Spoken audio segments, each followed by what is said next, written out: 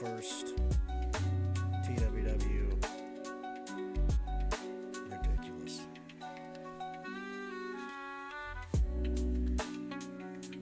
We're just gonna keep a chill vibe, you know? We're gonna talk graps today. We're gonna stretch the field a little bit as well. That's right. We're stretching the field. It's not just AEW this week. There's a lot of shit going on out there, folks. I don't know if you were cognizant Saturday night, but there was some shit that went down all over the business, which we will get to. And listen, unless you live under a rock, you know what we're getting to. So you know what? Let's just rip the Band-Aid. I'm just kidding. We got to talk about Dynamite last week first. We're going to save the thing everyone wants to talk about for later, because believe me, there's going to be some hot takes, maybe some cold takes as well, to be really fair with everybody. I mean, I'm excited right now to be a wrestling fan. That's what I will say about all the goings on right of the last 7 days in professional wrestling. Shout out to everybody that continues to support the show. I appreciate it all. I see all of you. It's wild to see the groundswell, to be really honest. But I'm very thankful that you guys, for whatever fucking reason, go, I'm going to listen to that guy talk about wrestling. All these other guys, Cornette, he's a cuck, and, Vince Russo can't spell to save his life, and he's from Long Island, and listen, I'm sure there's listeners from Long Island. I love you.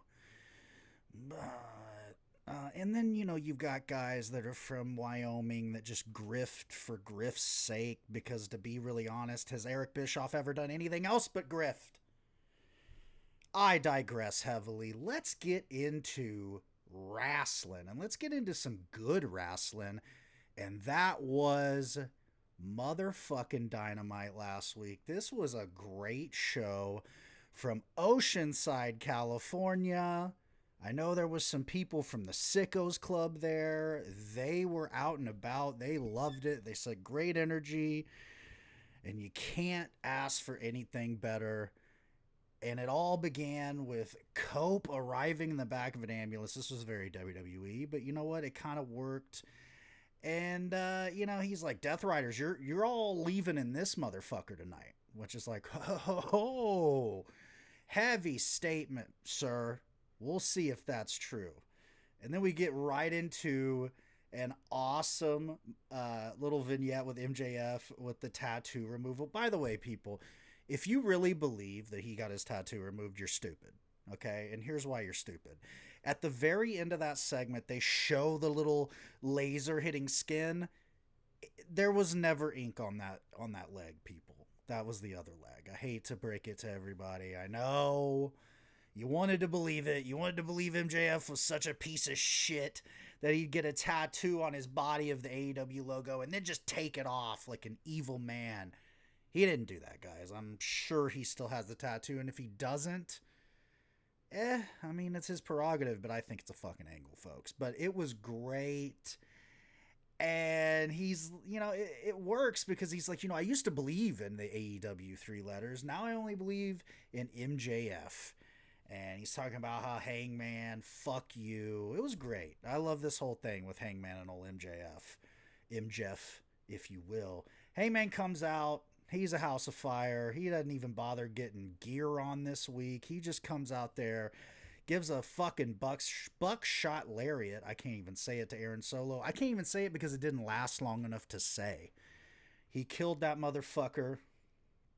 And MJF comes out. He's got a bloody towel, and you're thinking to yourself, like, what did you do? Did you cut yourself shaving?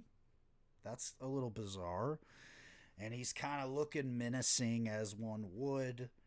He starts getting into fucking his promo. He's talking about, I'm not going to fight you tonight in Oceanside fucking California. Who wants to fight in Oceanside, California? I'm sure a lot of people do, but MJF is not one of them. and he says, I'm gonna get the fuck out of here. I'm gonna go get ready for next Saturday. Oh, actually came out here because I'm worried about your buddy. You should go check on him. And Christopher Daniels is in the back, and he's hitting himself in the fucking forehead. That's literally what we cut to. Not the best timing of all time, but he's fucking, he's doing the old school deal, folks, where, he did that gig job and it was a great one. But he just wanted to make sure, get that extra little, little beat on to the fucking gash there. This sounds like a start of a pornography, and it's not. Well, it is pro wrestling, so kind of. So he's bleeding, and of course, at least he only hit himself in the forehead like 2 times before we see him sell. And Hanger is back there. He's a fucking madman. Where'd he go? Where's MJF? No one knows where MJF's at. And then we see Don Callis in the skybox.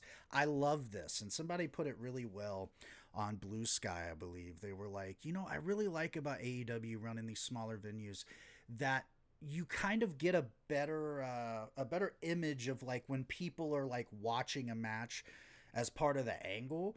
You always see them. And this was a great example of that because they kept shooting up at the top of the fucking arena. And you saw, Kyle Fletcher and old Don Callis up there during the Brian Keith Will Ospreay match, which we'll get into in a second. Unfortunately, Chris Jericho's in the back with Renee. He's fucking, I don't know, talking, I guess. I don't pay attention. And then we see Don Callis was in the back with old Mark Davis. He doesn't look like he's happy to be there. He's not happy to be there. I don't blame him again. And, Callis is like, I fucking paid Jericho to find somebody to beat the shit out of Will Ospreay tonight. And he's like, and of course I picked the bounty hunter. And it's like, oh, wow, we really needed Jericho for this, by the way. So that was a weird segment to lead into this thing. I don't know if they thought this match wasn't enough. It was, folks. Brian Keith, Will Ospreay was a great match. And I mean, Brian Keith gets better every single week. I think he's best as the bounty hunter. I'm sorry. I don't know why we got to even do this bad apple stuff. And we'll get into his collision match, which was also very good. And he was the bad apple in that. But it's like, listen, I love the guy as a performer, but you ain't a Mick Foley, if you will. You know what I mean? We don't need Brian Keith with 50 fucking gimmicks just because Chris Jericho is Chris Jericho. And either way, this was great and a great finishing sequence with the Styles Clash right into the Hidden Blade. This made Will Ospreay look like a fucking megastar, which is perfect for his cage match that he's having with Kyle Fletcher at Revolution. I expect this thing to be insane. After the match, he charges up and we get a little Donnybrook between him and Fletcher. A nice little, let's build to this thing and not just have a cage match, cold. So good for them. Mercedes Moné's in the back. She's got her 25 belts. She's doing great.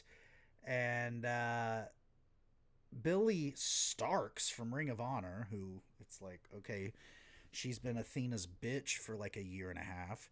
She walks by. She's got a cup of water that Mercedes thinks, you know what? Fuck you. I'm just going to bully you and knock this water out of your hand.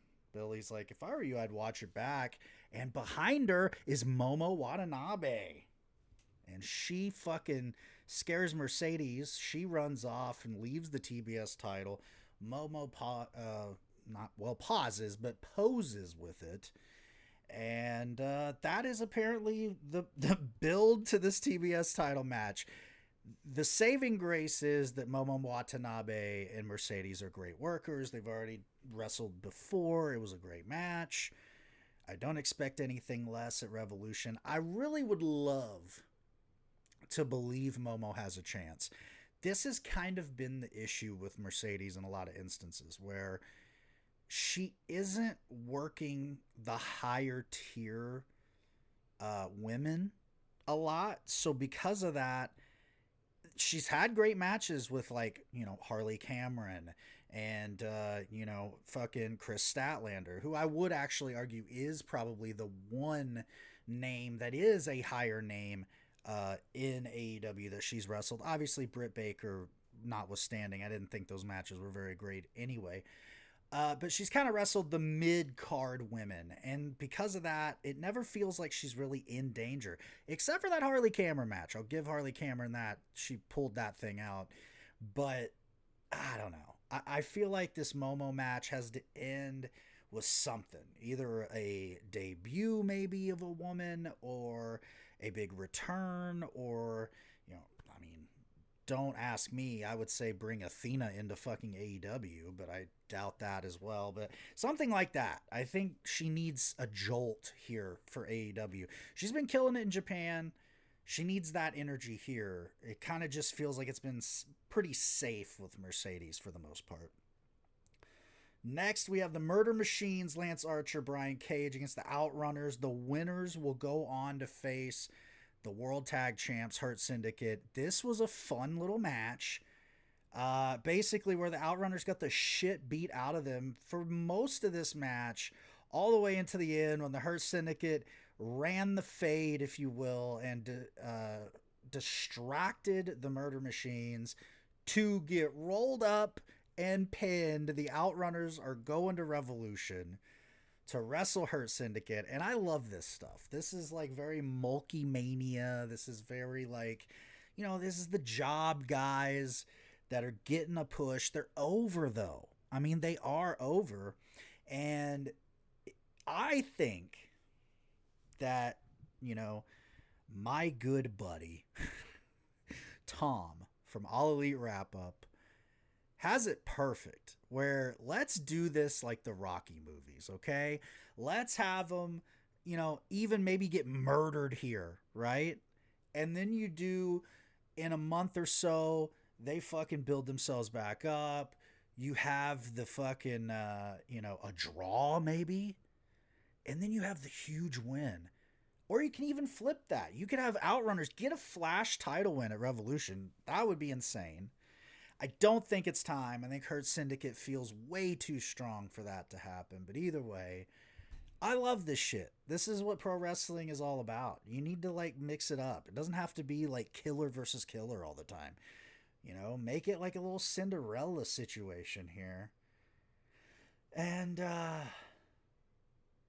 yeah, so Swerve and Nana are in the ring. They're talking about how really Swerve made history, made black history, the first ever AEW World Champion of African American descent. Huge deal. And we gotta get back to that. So we gotta do away with Ricochet once and for all. Ricochet comes out. He's a dork. But he's such a great dork right now. Like, he's playing this, like, psycho nerd thing so well.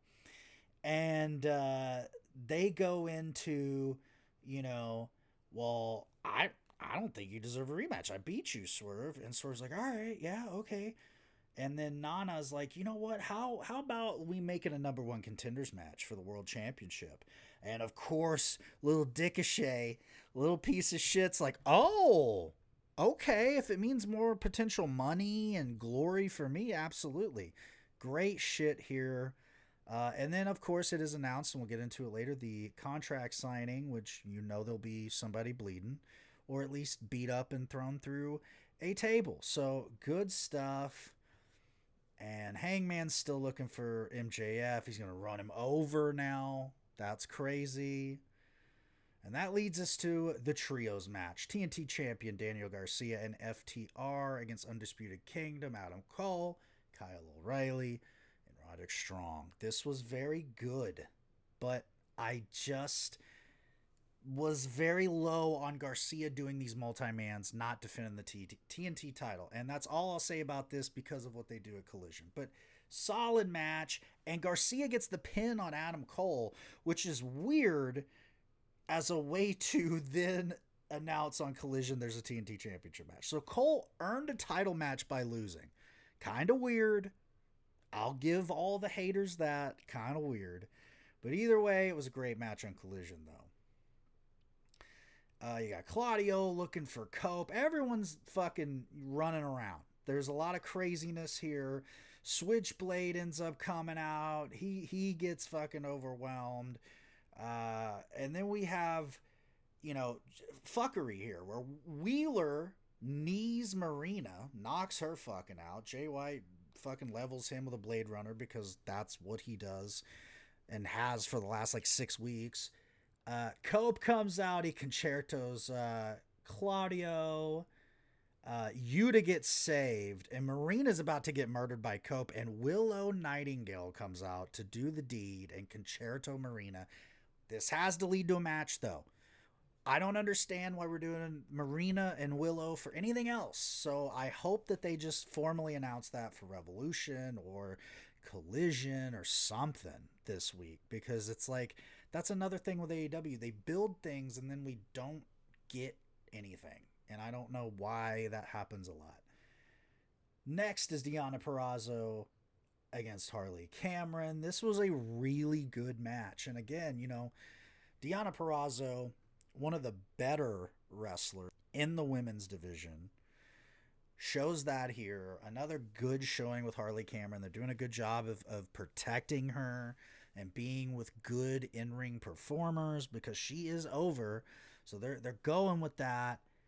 And Harley does it again. She gets the big comeback win on Deonna. The only thing with this is man, it really feels like forever ago when Deonna Purrazzo came into AEW with all this momentum coming from Impact and all this sort of really fanfare by a lot of the fans that were aware of, her run as Impact Women's Champ or Knockouts Champ, whatever, and Ring of Honor Women's World Champ.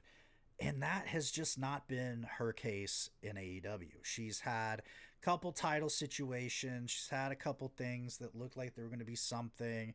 They did the angle with her and Tony. They went into the whole tattoo, matching tattoo thing that they have from Stardom days. And that just sort of fizzled. And now this Vendetta thing, it looked like it was getting legs with her and Taya Valkyrie. Now we're getting conflicted reports that maybe that's already done. It's very strange. It makes me wonder, what is going on? I mean, if you got somebody that's that talented in the ring, and we'll get into somebody at Collision that finally came back that was a talent in the ring, and that was a positive, I think, for their show. I think they've got to be aware that the women have just as much importance as the men. And if they're over, they're going to bring in fans. Gender doesn't matter if you're a star. Look at Mercedes. Look at Tony. Look at Rhea Ripley in WWE, right? Whether they were men or women, they're over, they're dynamic, they have charisma and talent, and that's what matters. So, yeah, I don't know. I know I kind of got on a weird soapbox about Deonna Purrazzo, but I think she does deserve a little better here. Fuck. She's putting in the work. She has consistently really solid to really good or great matches as well. So, weird situation there. Our main event, though, the really, I guess, in a way, the semifinals of the International Championship Series, because technically the final, of course, is at Revolution, when the winner of this international title match between the champion Konosuke Takeshita and the challenger Orange Cassidy will face Kenny Omega. This was unbelievable. In fact, at one point, and I might need to watch it again. I've watched it twice, actually. And both times I watched it, I really keep thinking to myself, this is at the very least top 3 international title matches of all time, which really kind of puts it in top 10 AEW matches, at least in many, many years. And if I think about it, maybe the only 2 matches I would put ahead of this for the International Championship ever would be the MJF Ospreay 55-minute match, I believe in Little Rock, Arkansas, for the 5th anniversary last year. And then maybe, I think Moxley and Orange Cassidy won from All Out a couple years ago definitely should be there as well. But, or maybe just a year ago. Christ, that's what I mean. It feels like forever since I've watched this good of an international title match. And nothing against the title, it's just it was that exceptionally good. Takeshita and Orange Cassidy, little did we know, have unbelievable chemistry together. Both of them are solid. There was a sequence where Orange, I think, went for the orange punch, and Takeshita just fucking took him into a German suplex lift. And Orange kind of tried to make that into a stun dog millionaire. He was then again stopped, and that became a Blue Thunder Bomb or something. It was unfucking believable. These guys killed it, and at the end of the day, Takeshita might be the best in-ring wrestler on the planet Earth right now, and on this night it was no different in Oceanside. He fucking destroyed Orange Cassidy, plants him with the Raging Fire, spinning Falcon Arrow. It's over, and we got the beautiful image that is on the thumbnail this week of him in Orange's shades acting really cool as the show goes off the air. You gotta love it. So that was Dynamite. And then we had a little thing in WWE that you might have heard about. You might have heard about this one, guys. Holy shit. That was a wild ending to Elimination Chamber. And I'll say this. Before this all fucking went down, I thought this show was very mediocre. I'll be honest. And kind of a, thing where a couple things were good. I love that Bianca won the women's Elimination Chamber. I love the idea of her against Rhea Ripley. Obviously, I am, full disclosure, recording this on Monday. Tonight on Raw, for me, is the Rhea Ripley Io Sky title match. I would love to think that, there's a chance there, but I think Rhea wins that. So a Rhea Bianca WrestleMania match is intriguing. Outside of that, I thought the men's match was whatever. I think obviously Rollins was great in it. I think Drew McIntyre was great in it. Damian Priest. I mean, it was a fine match, but it's like when you're an old geezer like myself and you remember the first Elimination Chamber matches where guys are bleeding all over the place and fucking there was no give to the cage. What I'm trying to say is, when it was less safe, it was more enjoyable, okay? Sometimes with WWE, I go, why do you even do gimmick matches? It's fucking, you guys are doing bumps in a fucking ball pit, basically. And I understand. You want to make sure these guys are fine. And it's that thin line of professional wrestling where you want it to look dangerous, but not be so dangerous. I understand, but it looks like shit, okay?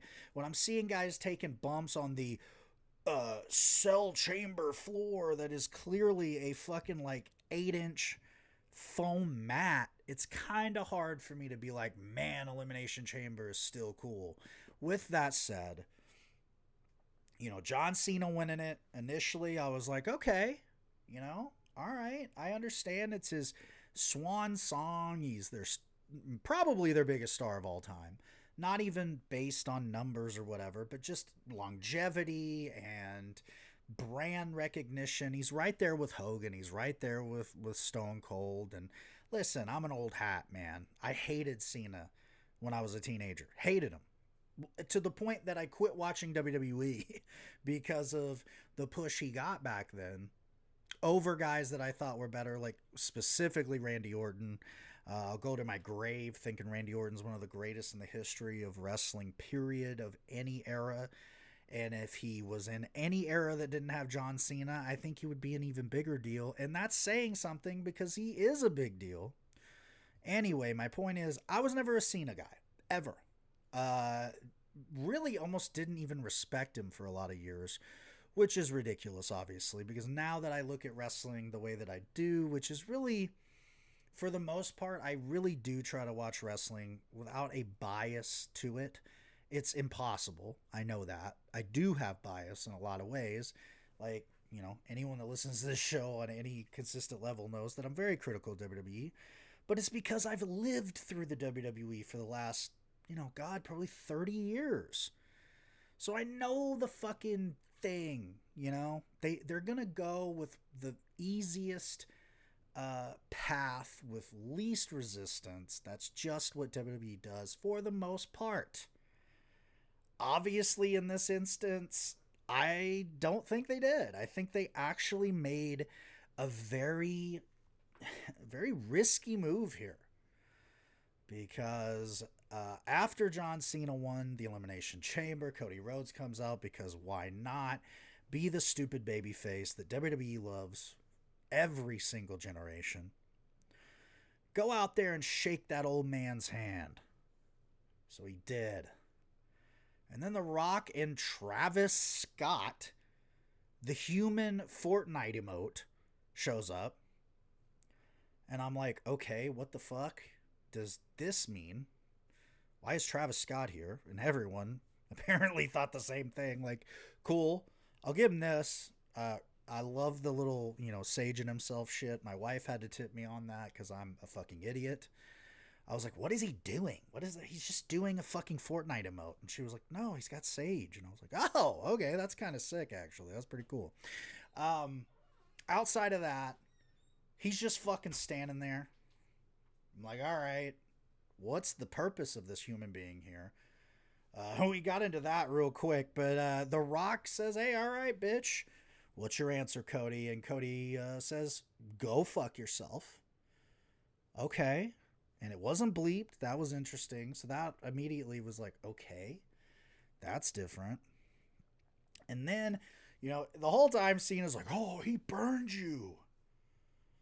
And then, like, there's this weird thing where Cody just, like, turns to Cena again and they hug.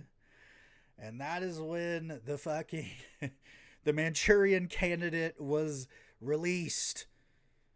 Fucking Rock did the like Muda. I don't know why he did the cutthroat Muda thing. That was a little odd, but it kind of works.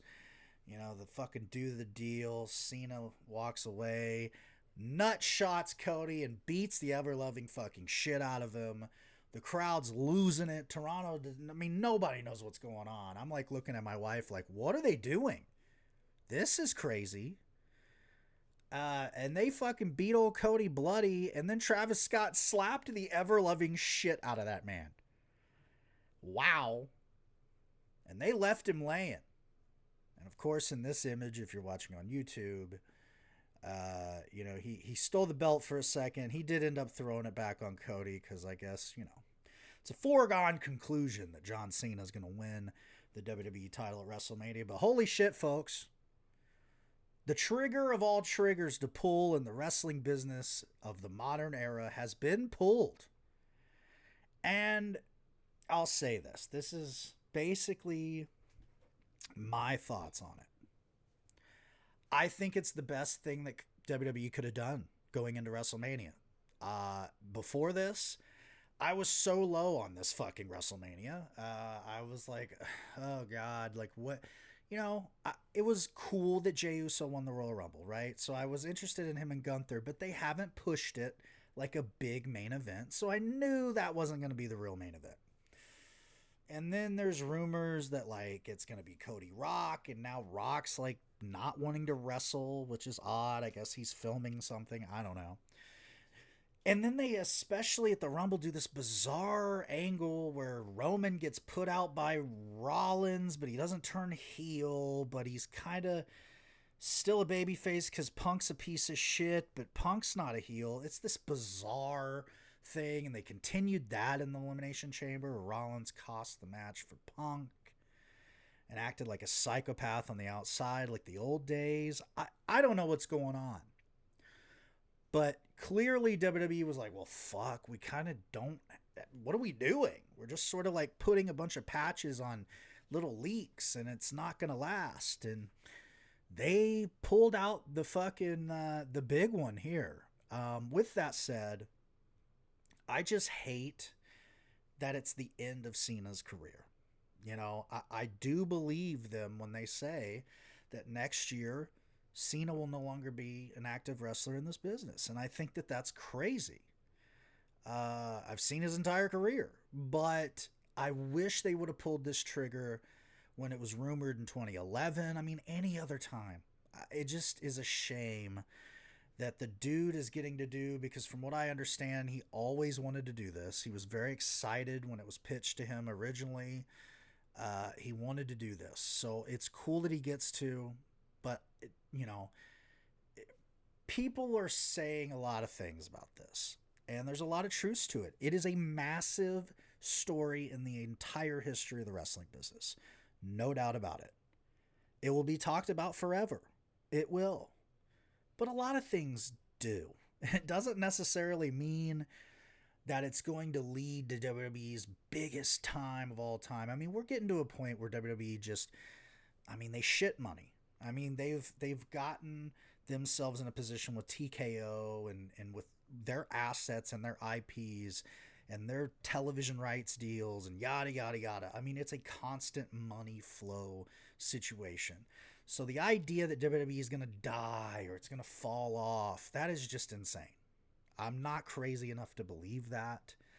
Even with the ethical stuff with Vince and all the scandals involved and the implication of them being buddy-buddy with the Trump administration, all that, right?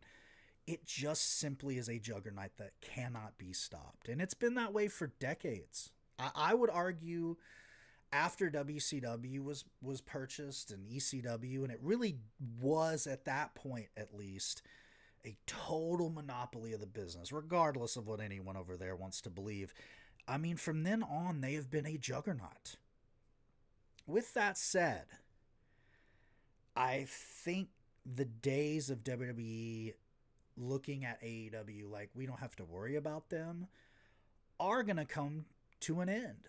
Because clearly, and I don't fucking care what anybody says, if you think there wasn't a percentage of this fucking decision that was made because they know that AEW's got something brewing over there that it's really good, and they don't even have 100% of their roster even now. They're doing good business. They're having great matches. This Revolution card is going to be ridiculous. I'm going to do a whole separate show leading into that, by the way, because there's too much to even talk about here. But I do want to say, you know, I had to give this Cena turn a segment because it is a big deal. But I don't have faith that it's going to be like this fucking NWO. I don't. And I hope I'm wrong. I really do. I'll say, like I said earlier, though, it's a beautiful time to be a wrestling fan, regardless of what you love. And that's good. So everybody quit bickering. Relax. Collision happened the same night as Elimination Chamber. That kind of was rough. That's like when you hear that, like, Clash of the Champions 1 was on the same night, I believe, as WrestleMania 4, maybe? Or something like that. Or I think it was the Royal Rumble. No, Bunkhouse Stampede 88 was the night of the Rumble, the first ever Rumble. That didn't work out for them. I think this worked out decent for AEW because they had a fucking stellar show. FTR, Kyle O'Reilly, and Roderick Strong tag match started the show. This was great. They fucking pulled out all the stops. This was like an NXT 2018 fucking banger. They went really long as well. I want to say it was like 20 plus minutes, maybe. I mean, it felt like it. Great finish, though, where FTR's going for the big rig, and there is a wild moment where Roderick Strong just like catches a knee on fucking FTR out of nowhere. I don't remember which one. They hit their high-low finish. 1, 2, 3. FTR loses here, which is a shock. They've really been positioned so far this year as very low in AEW. They're, you know, they had that little sort of jolt when they jumped to Max with Cope, but since then it's like, damn, as a tag team, I think they're 1-1 so far on the year.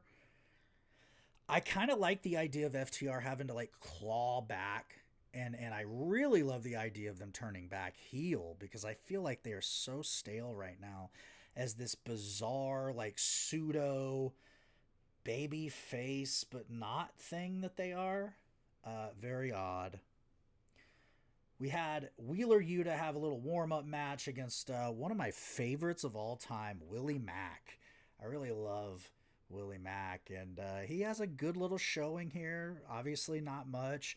Yuta beats him with the Busaiku. Out comes John Moxley, the world champion. He starts killing Willie Mack with the fucking briefcase. And he's choking out fucking Willie.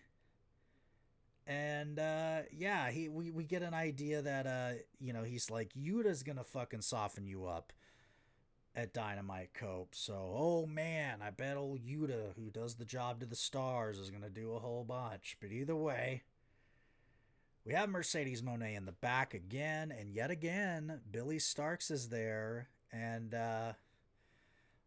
she gives her the TBS title and kind of laughs at her that Momo took it. This is kind of weird.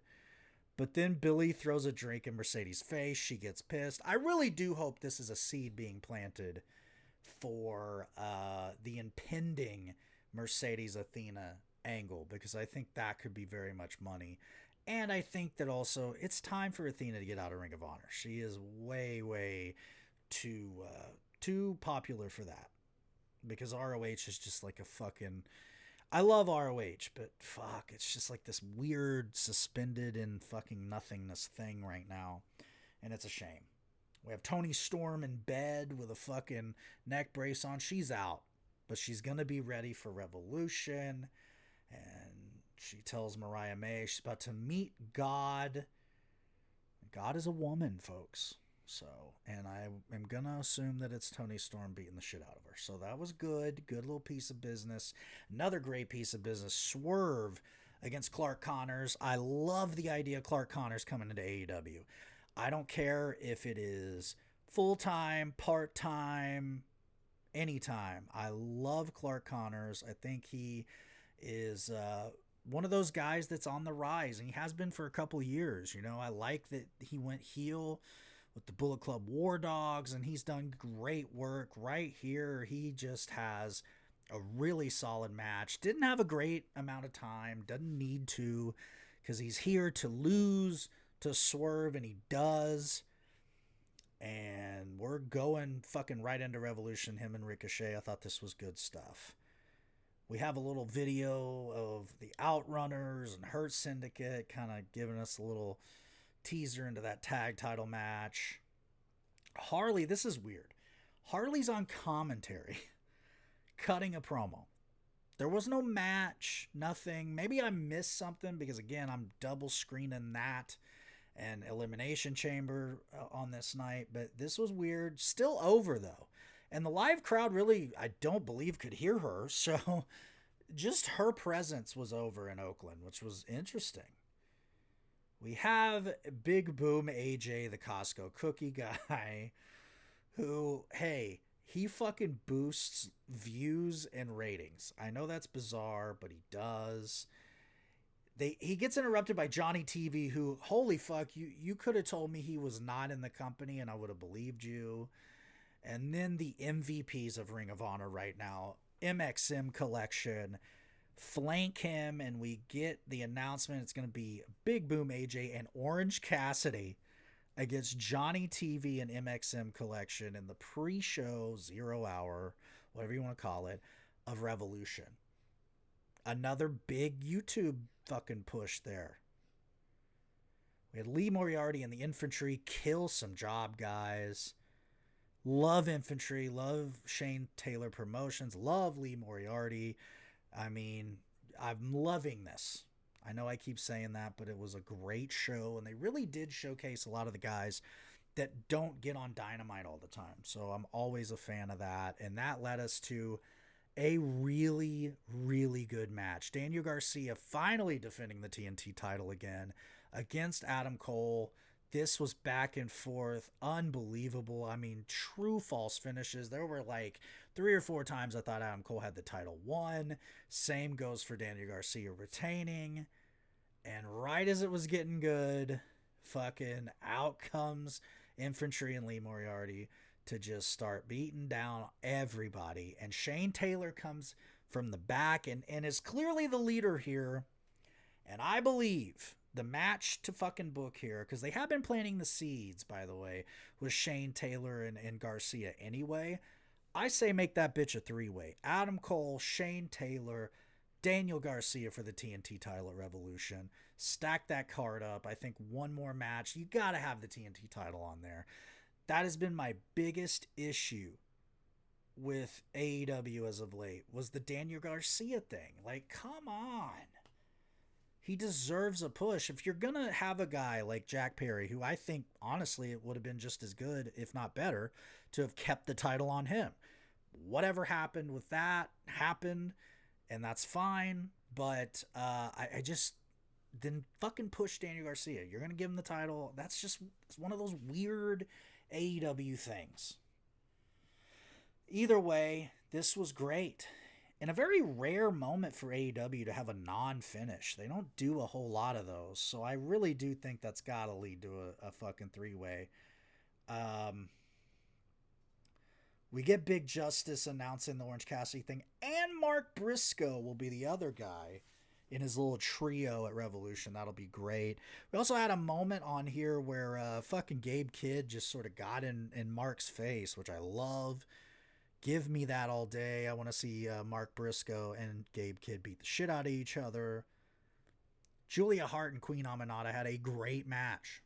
Their second match of like, what, a week or two? Wasn't it just like last week that they had the other match? Either way, this was great. And as Aminata, Jesus, came to the ring, Serena Deeb, I felt like she was a Force ghost. Just like shows up in the picture-in-picture and is like, you know, I put together the Queen's game plan tonight. We'll see if it works out. And it did work out. She beat the shit out of Julia. Got the win back from Julia. Let's go. Let's push Queen Aminata. She is amazing. I've been saying it forever. Give the woman a push. She is money. I don't know about her and Serena Deeb. I actually thought her with Vendetta would have been good. I don't know. Maybe her and Megan Bayne would be good. I mean, I know Megan Bayne and Penelope Ford are doing a thing. I don't know. After the match, Brody King's in the ring checking on Julia Hart, and a little bit of an addendum, a little appendix, if you will, to earlier, where during the first little promo package of the whole show, we saw Continental Champion Okada sort of like slink in as Brody King and Julia Hart did a promo. And here, he just straight up comes from behind and hits Brody King in the head with the fucking title and poses. Please give me Okada Brody King at Revolution. Another, I'll admit, rushed little angle, but either way, we get Kenny Omega talking. He's like, you know, maybe I'm washed up. We'll find out. If I beat Takeshita, I'm not. Maybe if Takeshita beats me, it'll be the sign that I gotta go down, that I can't do this anymore. So trying to add a little stakes. I don't think you have to add anything to Omega and Takeshita in 2025. I think we're good to go. And that led us to the main event of Collision. Tag action. Powerhouse Hobbs in his hometown, tagging with Bandito against Big Bill and Brian Keith, the Bad Apple this time. This was really fun, really, really good. I don't understand Bandito. The man makes no sense. He's the strongest fucking agile human being I've ever seen. This was great. I really do like Hobbs and Bandito tagging. Like, even if that ends up being what happens out of this, I'm fine with it. But I think Powerhouse has kind of separated himself from the pack. I think he's shown that he is a star, and he really did look like it against Moxley in Cincinnati.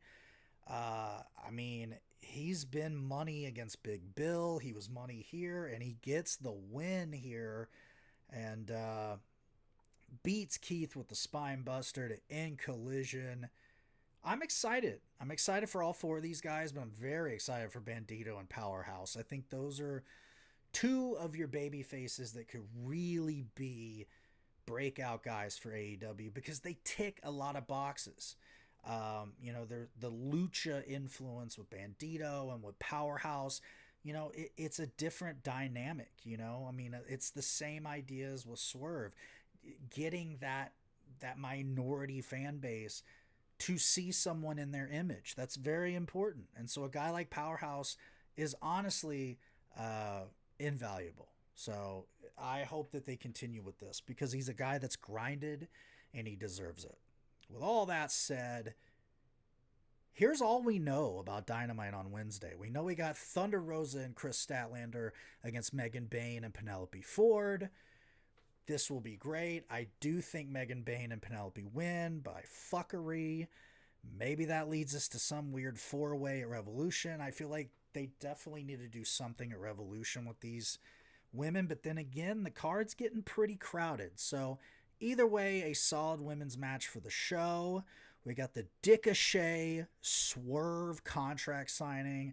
Like I said earlier, I'm sure there's going to be a lot of blood there. There's going to be a lot of hatred as usual. And the only other match that is announced is probably the main event. Cope against Wheeler Yuta. The final warm-up for Cope's world title match against Jon Moxley. As I said earlier, not even breaking down Revolution. There'll be a separate little special edition that I do later in the week. And you know what? I did it, folks. I did it under an hour. I did not know if I could do that. I did it. You guys are great. That's all. Like I said, we'll see about the Rhea EO thing for those that care. For everybody else, AEW's hitting on all cylinders, folks. Very excited for Revolution. Very excited for Dynamite and Collision. With that said, until next week, go watch some wrestling. And, I mean, fucking be nice to somebody, too. What an idea. Kind of novel.